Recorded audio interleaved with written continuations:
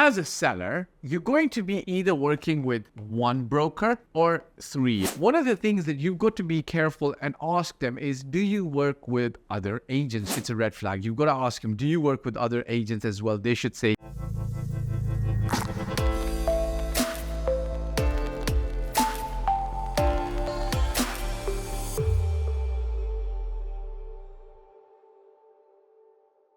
this is a red flag.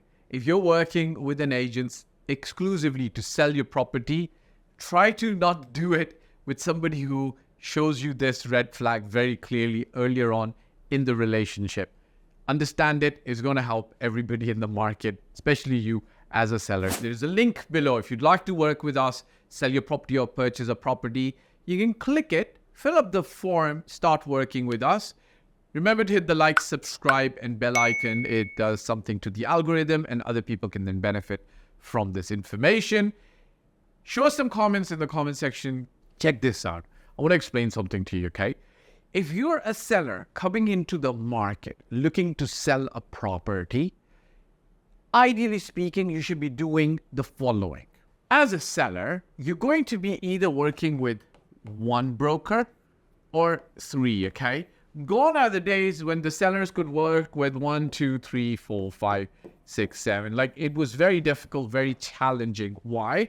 Because one single property was then advertised by 10 different brokers, and it made it to seem that there were 10 of those properties available in the market for sale when that was not the case. And then we had to spend a lot of time explaining to potential buyers that, look, it's not 10 properties, it's one property advertised by a lot of people. But one of the things, when you're appointing an agent, okay, agent one or three of them, one of the things that you've got to be careful and ask them is, do you work with other agents? So do they work with other agents, okay? Now, you should be very clear in your mind that these agents should be working with other agents to get the best price for you and the best terms for you. Ideally speaking, what you want is the best price and the best terms. And time and again, I've heard agents say that they don't work with other agents. They've got their own networks, so on and so forth. And this technically speaking is a disservice for you. Why? Let me explain. Let's say agent has two buyers. This guy, so let's just get rid of the third agent. Let's say this guy has a buyer and another agent from the market, okay, so let's just put this as another agent, has also got a buyer, okay? Now, let's say you've got a property worth about 10 million dirhams. And this buyer with this agent gets you this price, okay? Let's say you advertised it. Let's say you've advertised it at 12 million. And he's got a buyer at 10 million. Let's say there's another agent in the market who's got another buyer at 11 million. Okay? So the delta on this is you can actually make 1 million dirhams more. Very, very good. Nothing wrong with that, right? And let's say that the terms are pretty much equivalent between this buyer and this buyer. Okay? So we're not talking about the terms. Okay? But 1 million...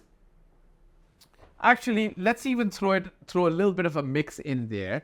Let's say this buyer at 10 million can close the deal in 30 days, whereas this buyer can close the deal in 60 days. So now I made it a little bit interesting.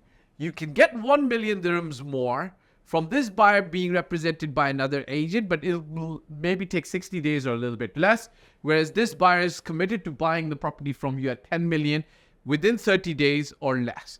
So your situation on the price and the terms is now quite clear.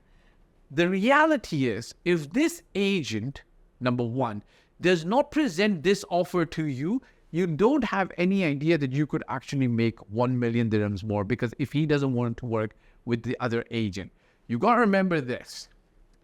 If you choose, and perhaps your situation on the terms allows you to wait for 60 days. You're not in a rush. The other opportunity that you wanted the money for, you don't need it for another 6 months. So you don't really need to go and get it right now. By the way, if you want to sell and buy a property, There's a link below. Hit it, click it. Let's talk. All right. You are potentially going to make 1 million dirhams more, but the agent, if they're making a 2% fee or even a 4% fee, can only make 20,000 dirhams or a maximum of 40,000 dirham gain. While they're already making a 200,000 dirhams. So try to understand that. So if they're making 2% on 10 million, they're making 200,000 dirhams.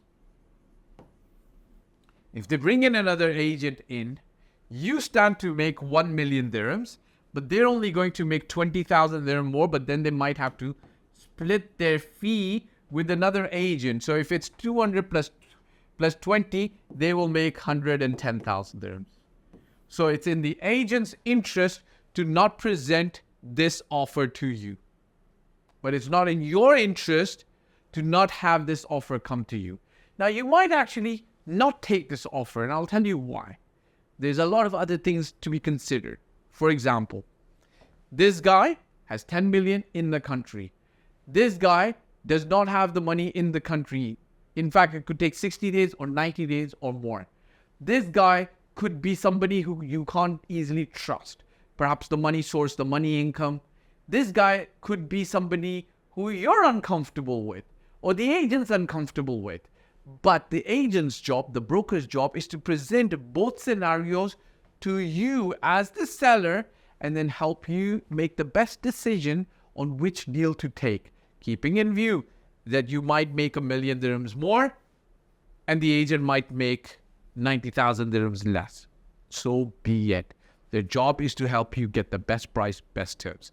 Where did I learn about this? It wasn't until 2016. So I've always been a win-win team player kind of person. Hey, everybody works together. We can all win. In fact, one of my very early deals many years ago was for 14 million dirhams.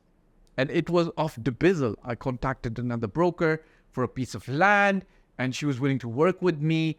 And I was able to work with her to give it to my buyer who bought the property. It was a large property. It was a piece of land.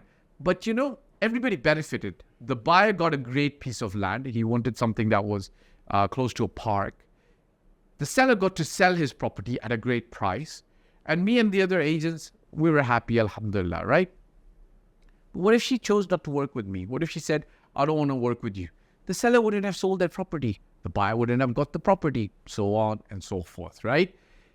As a seller, if your agent's not working with other agents, it's a red flag. You've got to ask them, do you work with other agents as well? They should say, yes, I do, with happiness. And then drill them a little further. Tell them, give me a little few stories from before where you worked with other people. Hope this makes sense. There's a link below if you'd like to work with me, buy a property, sell a property. Click the link, fill up the form. Let's talk. Remember to hit the like, subscribe, and bell icon.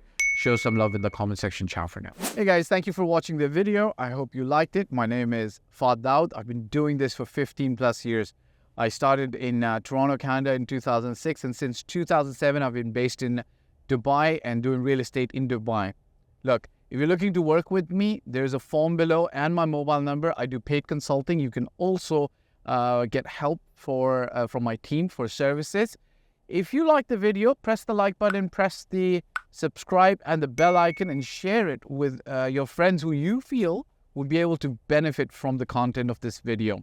Last but not the least, I'll repeat, me and my team's role is always going to be to help and select the best property for you. Your role will be to invest in that property, and we will in turn invest in your life and your future. Bye for now.